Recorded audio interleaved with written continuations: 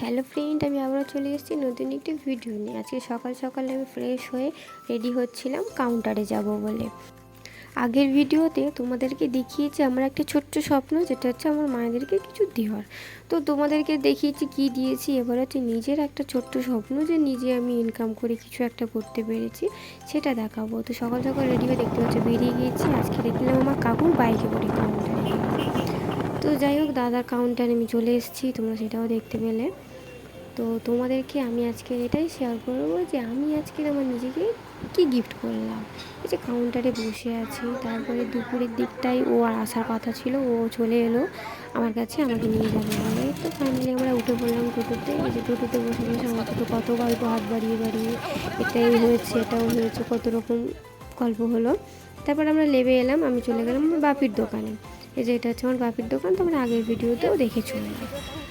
তারপরে চলে এলাম জুয়েলার্স দোকানে। তো নিজের তো একটা ছোট্ট মতো স্বপ্ন, যে আমি কিছু নিজে করেছি, এরকম কিছু একটা করব, অনেক দিনের ইচ্ছে ছিল। তো চলে গেলাম, তারপরে ও চলে গেল টাকা পেমেন্ট করতে। তো টাকা পেমেন্ট করে দিয়ে সব কমপ্লিট করে আমরা বেরিয়ে এসেছি। তো নিজের খুব ভালো লাগছে যে নিজে নিজেকে একটা কিছু গিফট দিয়েছি। এই যে হচ্ছে আমার এই মুহূর্তে জিনিস আছে। তো যাই হোক, জিনিসপত্র নিয়ে সব কমপ্লিট করে আমরা বাড়ির দিকে বেরিয়ে পড়লাম। তারপরে ও আমাকে বলছে আমাকে কিছু খাওয়াবে চলে।